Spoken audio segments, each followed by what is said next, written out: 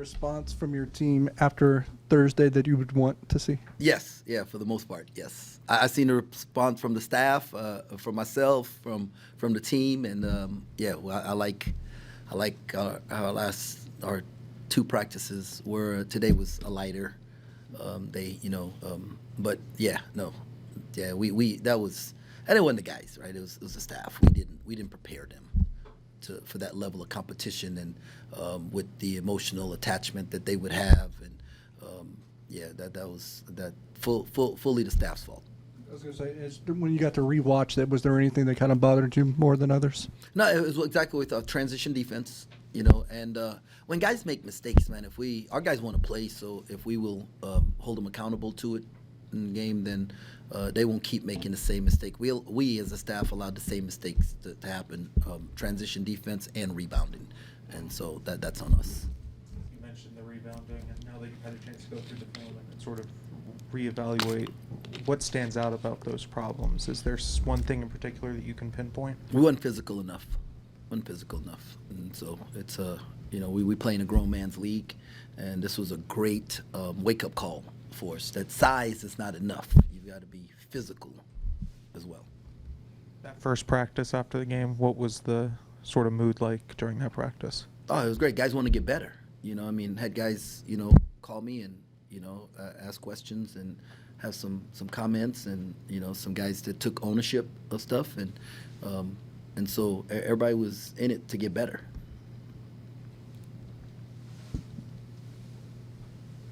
You said a wake-up call, but is there things you can learn from this game that maybe you couldn't from the other two, or was it just you were exposed more for the things you already knew, I guess? Well, I'd like to say that I thought we could compensate for what I felt was something that was lacking, or maybe we wasn't as good at, but we can compensate for some other things. But I mean, we had single-digit turnovers, and so.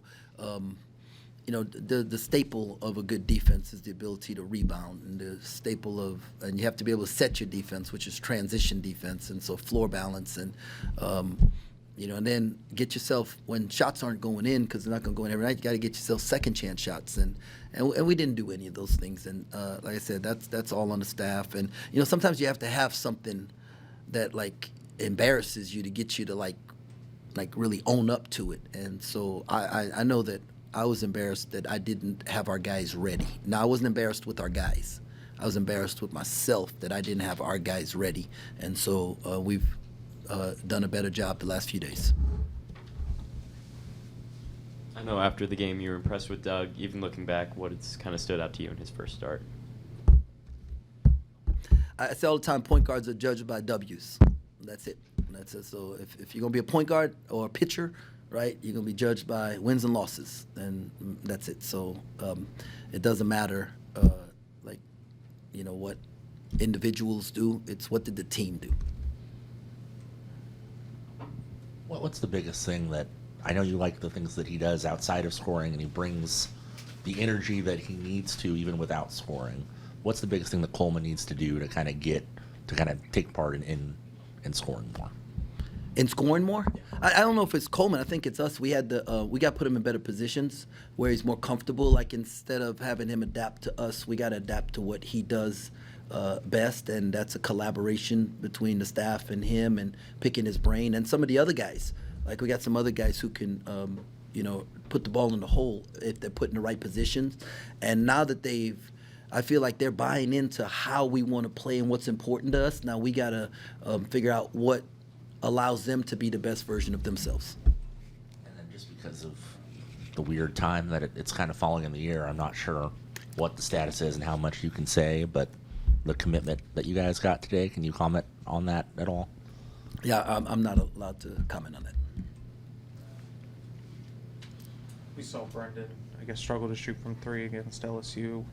Were they defending him a different way, or were that just shots not falling? Yeah, no, they did a good job of making crowding the space and not letting him get any easy catches, and we have to do a better job as a staff of creating better opportunities for him with that, and you can expect that the rest of the year. And somebody wants to they know they have to take that away because he's a weapon.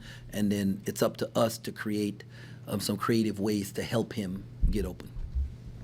Mississippi Valley has played one of the tougher schedules in college basketball, and obviously it's any given day in college basketball. What do you want to see from your team tomorrow? I want to see transition defense and rebounding. Those are two things that we worked on: transition, offensive and defensive rebounding, and then setting our defense on in the half court and being able to guard guys. And 18:50 to go in the game. It's a 8-point game at Texas.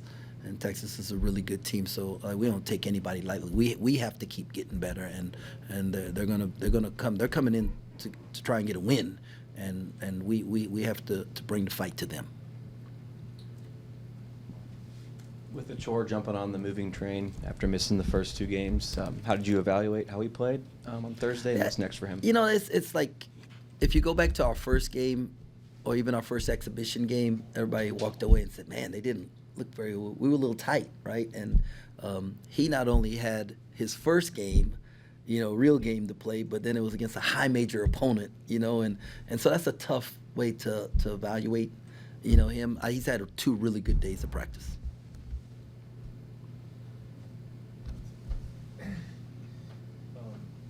If I could look ahead just a little bit, what excites you about getting away for a little bit and taking this team to a neutral sites play tournament? Get to be together. The weather's going to be nice. Not a lot of distractions. Get to do some team building things while we're there. And I always like this time. There's some things that we have in the bag that we save for this time to do with the team and help guys grow closer together. And, then growing up in the Virgin Islands, it's, I have family down there and stuff. So it's going to be really cool. I was going to ask you, how many people would you have, that personally who are going to be at the games watching? A lot. It's going to be a lot. I have cousins, and, Reem and I coached the Virgin Islands team, and so a bunch of the players and even the staff members and different people that we've worked with, a bunch of media people that we do stuff with. So it's going to be a really cool time, and I'm excited that we get to go back and our guys get to experience some of what we grew up with, and and then play some good basketball. You mentioned the basketball, and I think it's like 3 games in the span of 4 or 5 days. How do you sort of balance that and making sure that the guys get to experience the Virgin Islands and not, just focus on basketball all the time? Well, we're going in like a day early, and so when we land, and then the next day it's an off day. So as far as no game, so we'll do some prep, but they'll also get a chance, go out on a catamaran for a little bit, and we'll have a good dinner. The night that we get there, we have a dinner on the beach, and so it's some really cool things that we do with them, and it's business, right? Like for the staff, it's business, but we also I just remember 2 years ago when we were in the Caymans, and we did a walkthrough outside, right? And I just stopped the guys and I said, "Look," and I mean, the beach and the water, and people on sailboats or whatever they were, just like. And we get to do it in that type of environment. Who gets to do that? How many people get to do that in their life? And so just get them to enjoy and appreciate the opportunities there for them.